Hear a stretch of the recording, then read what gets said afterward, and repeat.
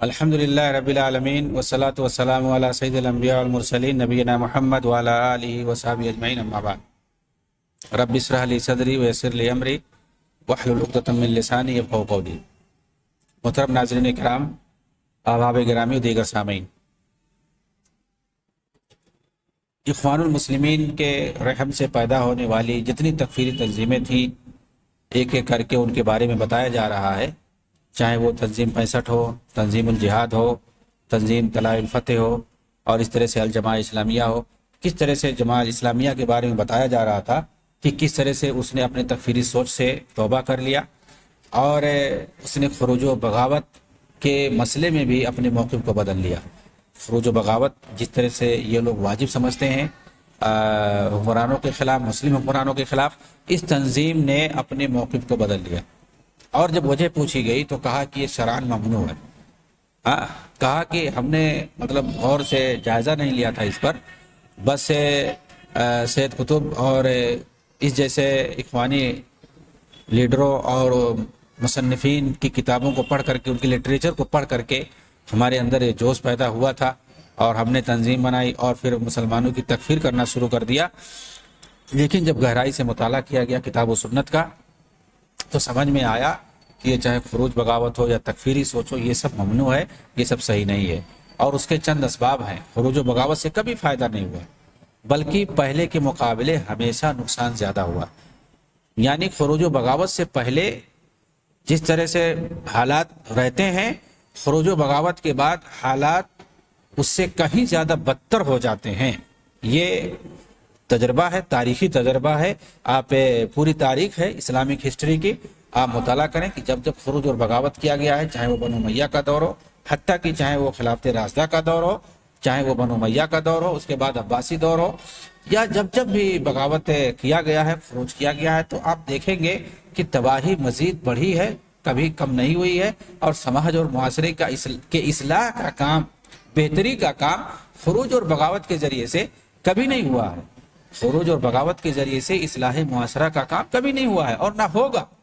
اصلاح معاشرہ کا کام دعوت و تبلیغ سے ہوگا، اصلاح معاشرہ کا کام توحید کی دعوت سے ہوگا، اصلاح معاشرہ کا کام اخلاق عالیہ کے پیدا کرنے سے ہوگا، اعمال صالحہ سے ہوگا، اپنی سوچ اور فکر بدلنے سے ہوگی، شرک اور بدعات کو ختم کرنے سے ہوگی، شرک کی جڑوں کو ختم کرنے سے ہوگی، کفر کے جڑ کو ختم کرنے سے ہوگی۔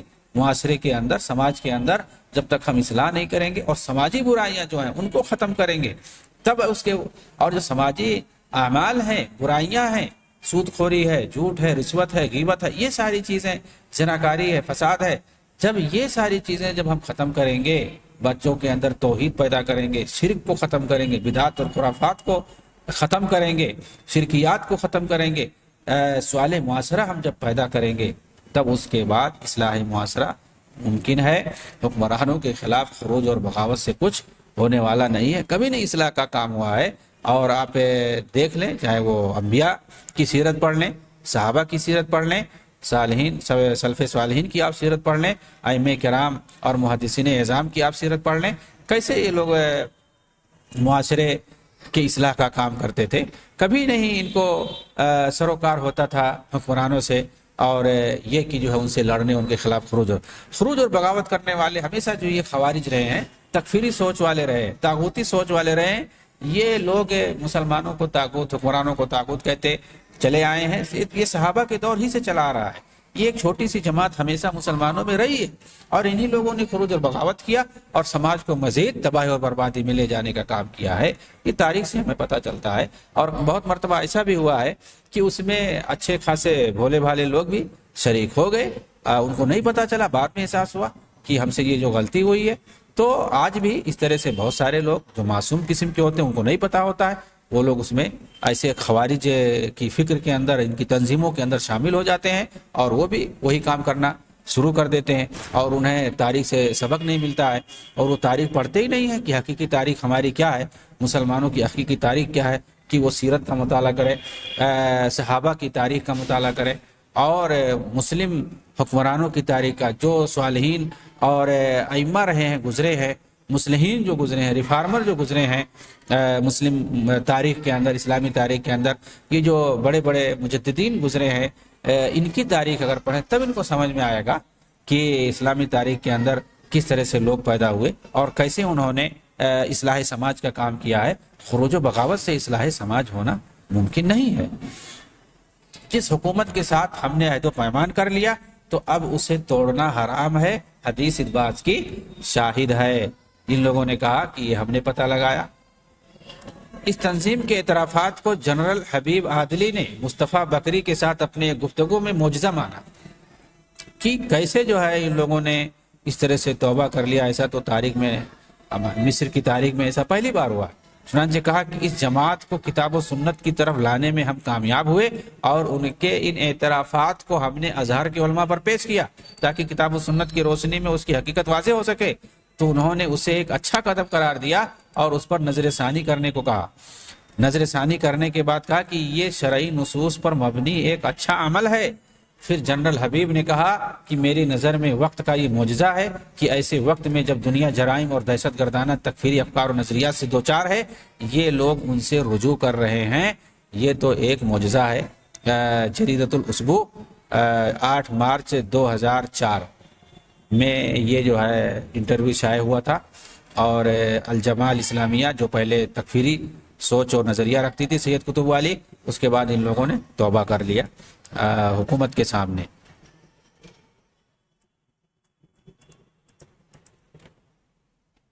تنظیم القاعدہ، یہ جو اسامہ بن لادن اور عبداللہ عزام اخوانی، ان لوگوں نے مل کر کے جو بنایا تھا 1981 کے اندر پشاور میں مل کر کے،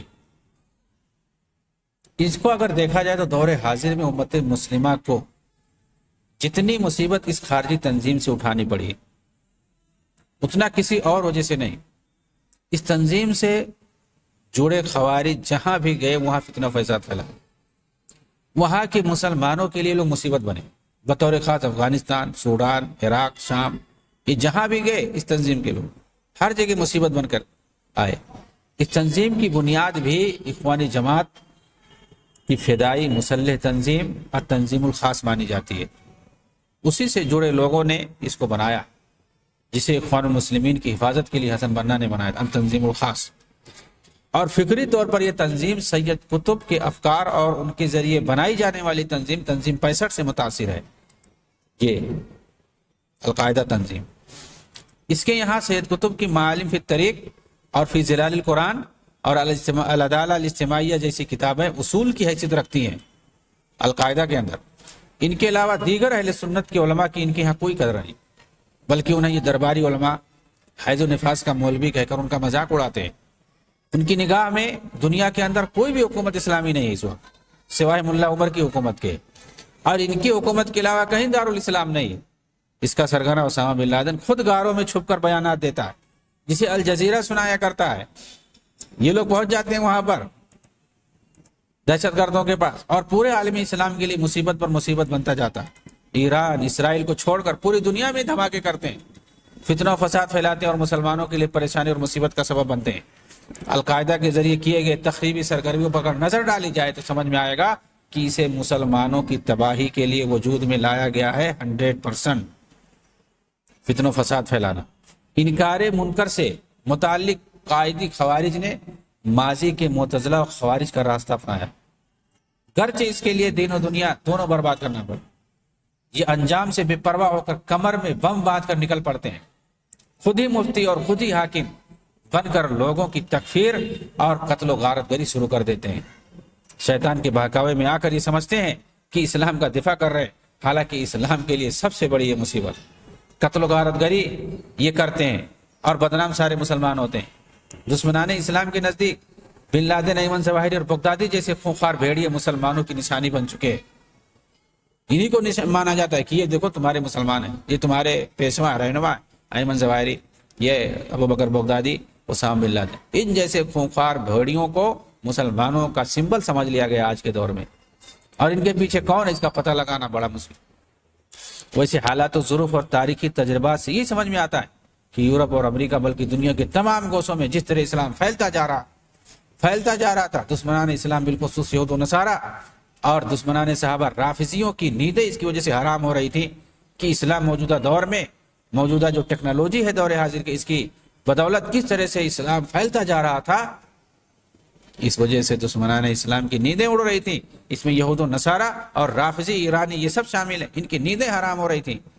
اسی لیے اسلام کی بڑھتی لہر کو کم کرنے کے لیے ایک بہت ہی بڑی گہری سازش رچی گئی اس کے، اور قاعدہ اور داعش جیسی جہادی تنظیموں کو کھڑا کر کے مسلمانوں کو بدنام کیا گیا تاکہ اس کا بہانہ بنا کر اسلامی دعوت کو خونخوار بنا کر پیش کیا جائے، اور جسے دیکھ کر لوگ اسلام سے نفرت کرنے لگے. اور دشمنان اسلام اپنی اس مذموم حرکت میں کافی حد تک کامیاب بھی ہوئے ہیں. یہ داعش اور القاعدہ کے لوگوں کا علاج اسرائیل میں ہوتا ہے، اور ان کے جو سربراہان ہیں یہ ایران میں رہتے ہیں. اسے پتہ چلے گا، حقیقت واضح ہوگی، اور بہت ساری چیزیں دھیرے دھیرے وائرل ہو رہی ہیں، بہت ساری چیزیں کہ کس طرح سے ان کو ایران اور اسرائیل پال رہے ہیں اور یہ لوگ حملہ کروا رہے ہیں مسلم ملکوں پر. تو انہوں نے اپنے مقصد کے لیے بنایا باقاعدہ. ان خوارج نے تمام اسلامی اصولوں اور تاریخی تجربات کو پس پش ڈال کر دنیا کو دو حصوں میں بانٹ دیا. ایک وہ جو ان کی بات سنے اور انہیں اپنا خلیفہ تسلیم کرے، دوسرے وہ جو ان کی بات تسلیم نہ کرے، وہ لڑنے مرنے کے لیے تیار ہو جائے. دوسرے لفظ میں ان کے علاوہ پوری دنیا دارالحرب ہے. حالانکہ اگر انہوں نے تاریخ کا مطالعہ کیا ہوتا تو معلوم ہوتا کہ کس طرح اللہ کے رسول صلی اللہ علیہ وسلم نے کافروں سے حدیبیہ کے موقع پر دب کر صلح کی تھی. سخت دشمن ہونے کے باوجود بھی مکہ کو حلال نہیں کیا تھا آپ نے. دوسری یہ کہ اسلام نے مسلمانوں کو صرف اپنی طاقت بھر کوشش کرنے اور عمل کرنے کا حکم دیا ہے. ارشاد باری تعالیٰ ہے لا یکلف اللہ نفسا الا وسعها. اللہ تعالیٰ کسی نفس کو مکلف نہیں بناتا ہے اس سے زیادہ کی گنجائش کے. جتنا انسان کے اندر وسعت اور طاقت ہوتی ہے اسی کے مطابق اس کو مکلف بناتا ہے. اور اللہ کے رسول نے فرمایا دعوا الحبشۃ ما دعوکم واترکوا الترک ما ترکوکم. حبشیوں کو اور ترکوں کو چھوڑ دو جب تک وہ تمہیں چھیڑے نہ، یعنی جب تمہیں وہ چھیڑیں گے تو پھر اس کے بعد چھوڑنا نہیں، اور لیکن اگر وہ جب تک تم کو چھیڑتے نہیں ہیں جب تک چھوڑے رہو. مطلب یہ ہے، یہاں جو اصول ہے کہ آدمی کو کسی سے خواہ کے لڑنے بھیڑنے کی ضرورت نہیں ہے، الا یہ کہ وہ تمہارے اوپر حملہ کرے تو اس کے بعد تم اس سے لڑ سکتے ہو اپنے دفاع کے لیے.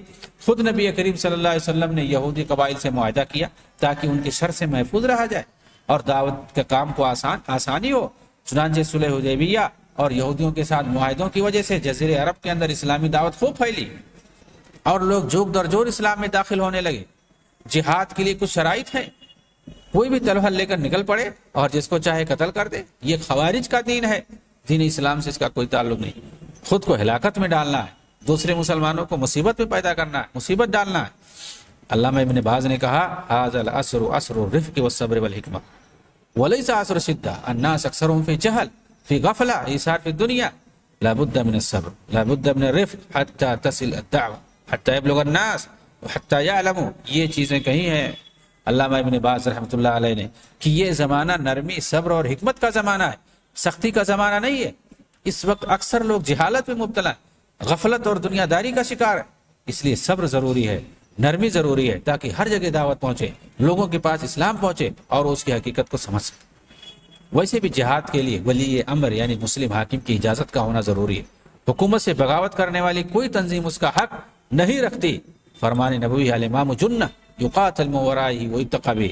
حاکمی وقت ڈھال ہے، اس کے پیچھے جنگ کی جاتی ہے، اسی کو ڈھال بنایا جاتا ہے.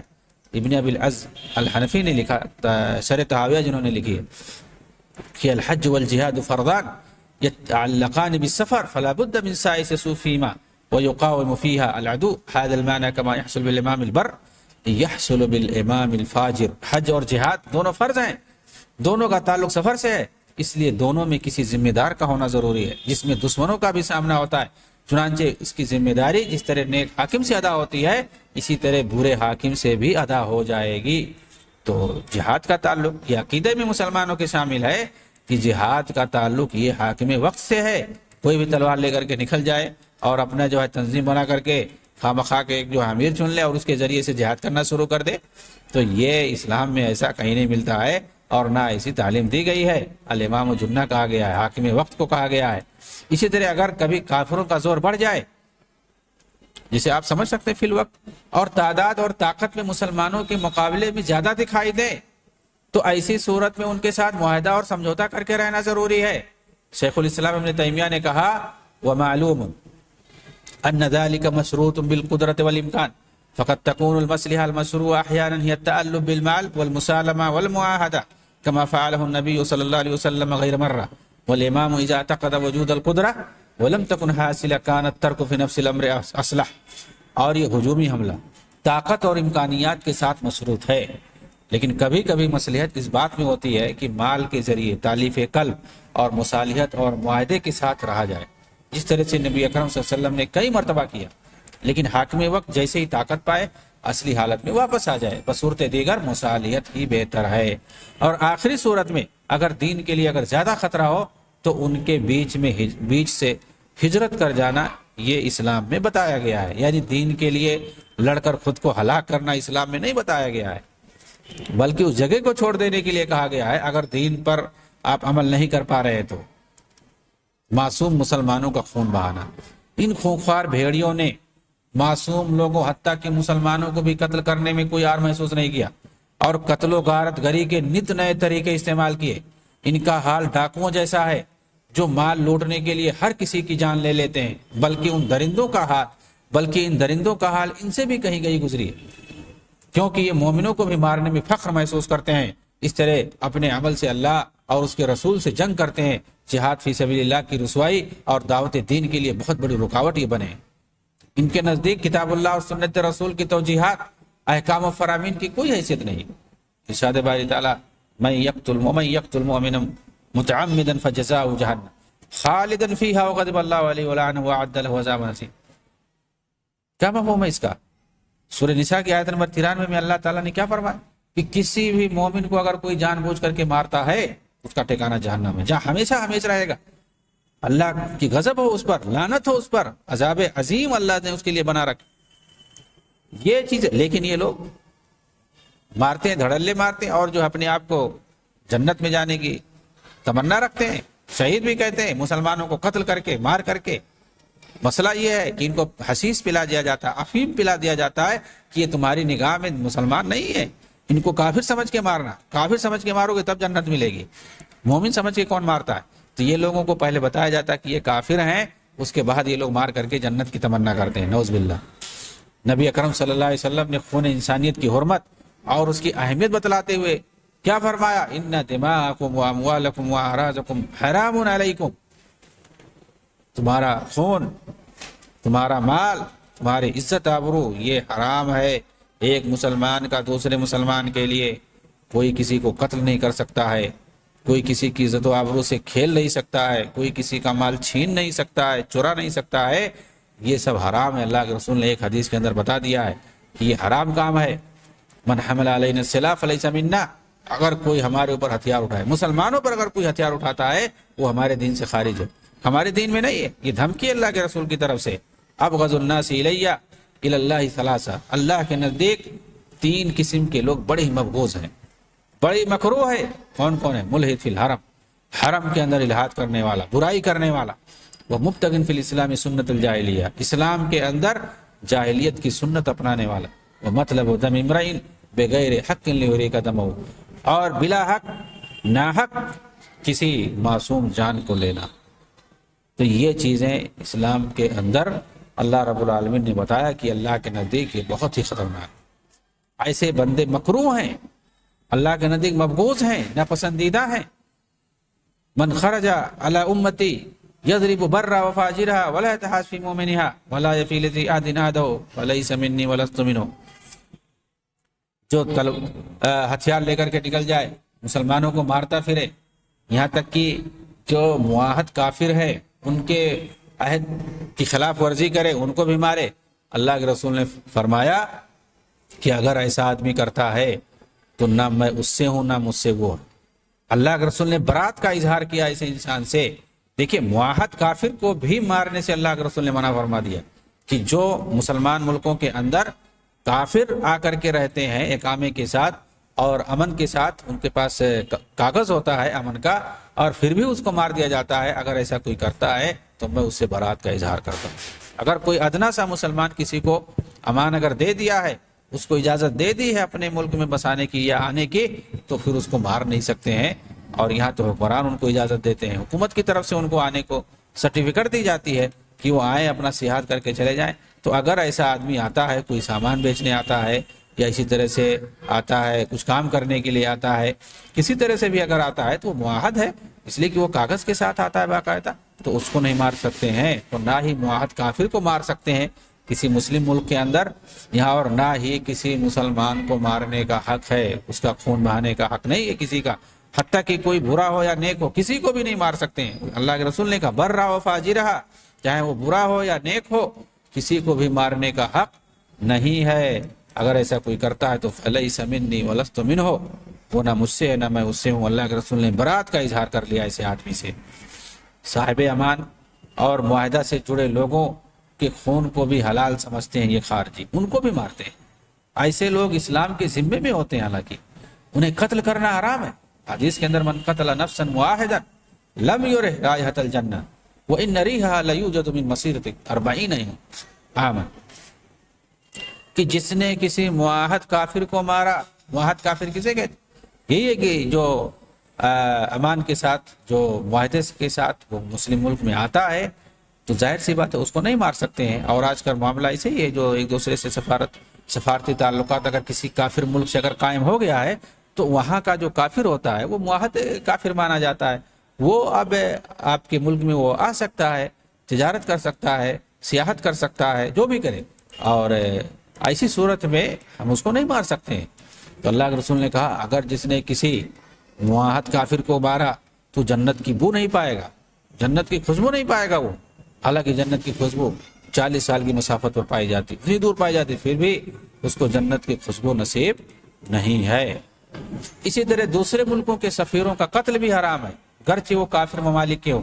مسند احمد، معجم طبرانی وغیرہ میں نعیم ابن مسعود اشجعی رضی اللہ تعالیٰ عنہ سے مروی ہے کہ میں نے اللہ کے رسول سے سنا، مسیلمہ کذاب کے دونوں سفیروں سے آپ کہہ رہے تھے لولا ان الرسول لا یقتل لضربت اعناقکما، کہ اگر سفیر کو قتل نہ کیا جاتا، یہ بات نہ ہوتی کہ سفیر کو قتل نہیں کیا جاتا، میں تمہاری گردنوں کو مار دیتا۔ اللہ کے رسول نے نہیں، وہ لوگ کافر تھے، آئے تھے اللہ کے رسول سے بدتمیزی سے بات کر رہے تھے، اور نبوت کے اندر بٹواری کی بات کر رہے تھے، مسیلمہ کذاب کو اپنا نبی مان رہے تھے، پھر بھی اللہ کے رسول نے ان کو مارا نہیں، اور جو آپ کو کہنا تھا بتا دیا کہ یہ اللہ کی سرزمین ہے، نہ زمین کا بٹوارا ہو سکتا ہے، اور نبوت اللہ تعالیٰ جس کو چاہتا ہے دیتا ہے، ایسا نہیں اللہ کے اختیار میں ہے، ہمارے اختیار میں نہیں ہے کسی چیز کا بٹوارا کرنا، تم لوگ چلے جاؤ۔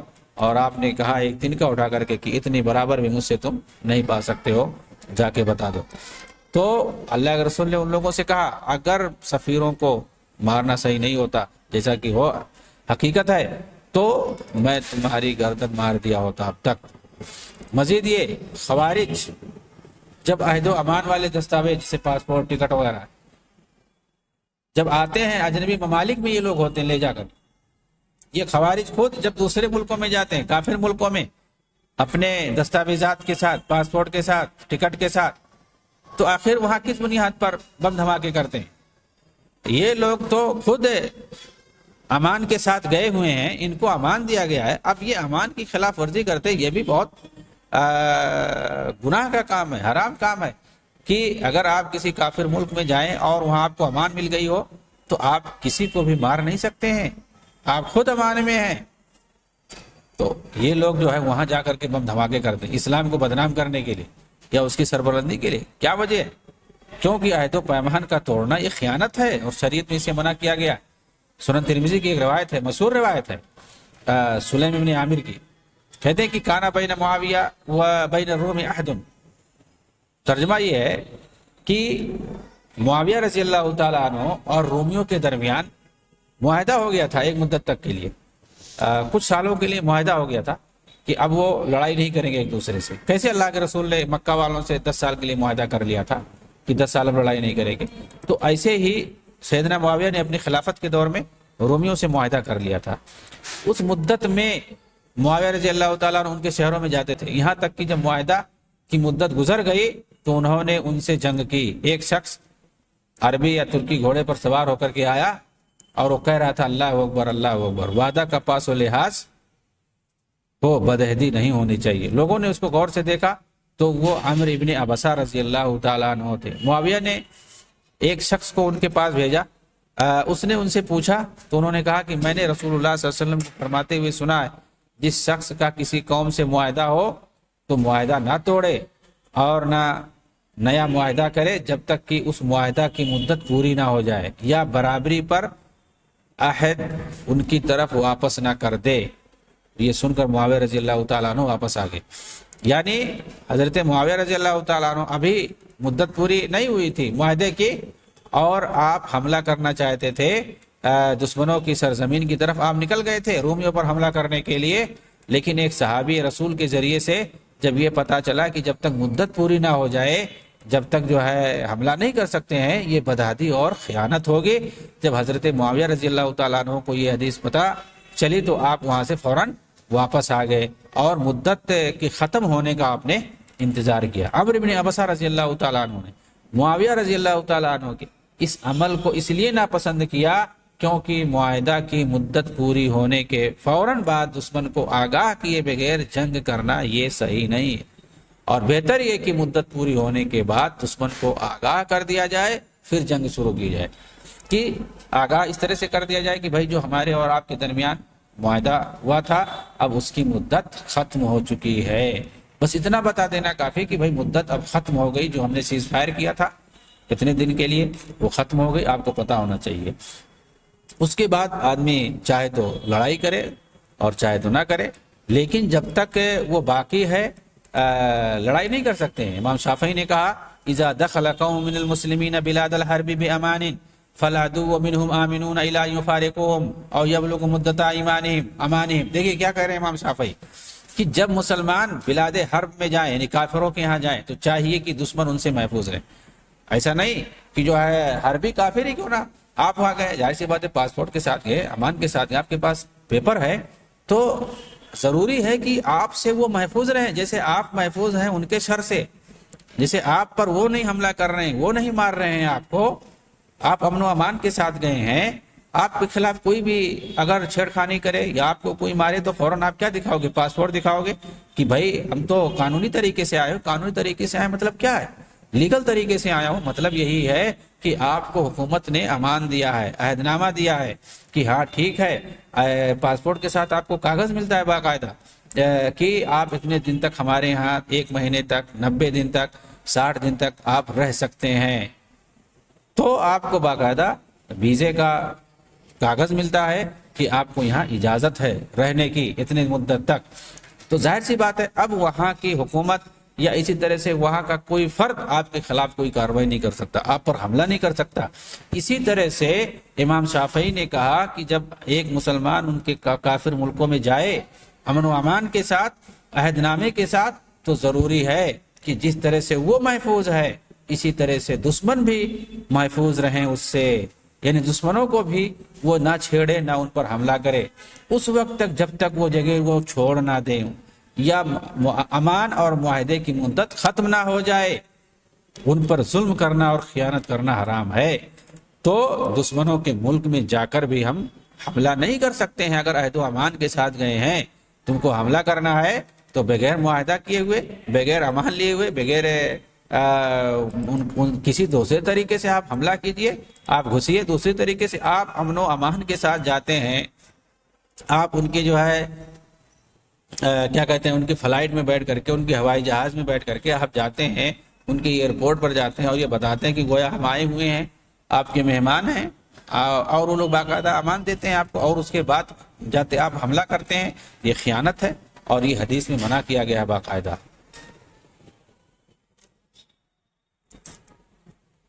امام ابن قدامہ نے کہا وَإِن دَخَلَ الْمُسْلِمُ دَارَ حَرْبٍ رَسُولًا أَوْ تَاجِرًا وَكَجَرَتِ الْعَادَةِ بِدُخُولِ تُجَّارِنَا إِلَيْهِ۔ خلاصہ کلام یہ کہ جب کوئی مسلمان دار الحرب میں بحیثیت سفیر یا تاجر داخل ہو، جیسا کہ ہمارے مسلمان تاجر وہاں جایا کرتے ہیں، یہ آج کوئی نئی چیز نہیں ہے، یہ کافر ملک اور مسلم ملک کے زمانے سے چلے آ رہا ہے، اللہ کے رسول کے زمانے سے، صحابہ کے زمانے سے۔ تو کہتے ہیں کہ جیسے دارالحرب میں کوئی مسلمان جائے سفیر بن کر کے یا تاجر بن کر کے وہاں جائے، جیسا کہ لوگ جایا کرتے، ایسی صورت میں وہ ان کے امان میں ہوتے ہیں اور وہ بھی ان سے مامون ہوتے ہیں، کیونکہ امن معاہدہ جب طرفین میں سے کسی کی طرف سے لاگو ہو جاتا ہے تو ایسی صورت میں ان کے اموال میں نہ تو خیانت جائز ہے اور نہ ہی ان کے ساتھ سودی کاروبار جائز ہے۔ تو یہ ابن قدامہ رحمۃ اللہ علیہ ہے اور انہوں نے اس طرح سے بات باقاعدہ لکھی ہے۔ عمرو ابن حمق سے مروی ہے کہ نبی کریم صلی اللہ علیہ وسلم نے فرمایا، من امن رجلا علی دمہ فقتلہ فانا بریء من القاتل وان کان المقتول کافرا۔ یہ بہت ہی خطرناک یہ روایت ہے، سنن مسند احمد کی ہے، سنن ابن ماجہ کی ہے، اور علامہ البانی نے اسے صحیح قرار دیا ہے صحیح الجامع کے اندر، کہ جس نے کسی کو امان دے کر اسے قتل کر دیا تو میں قاتل سے بری ہوں، گرچہ مقتول کافر ہی کیوں نہ ہو۔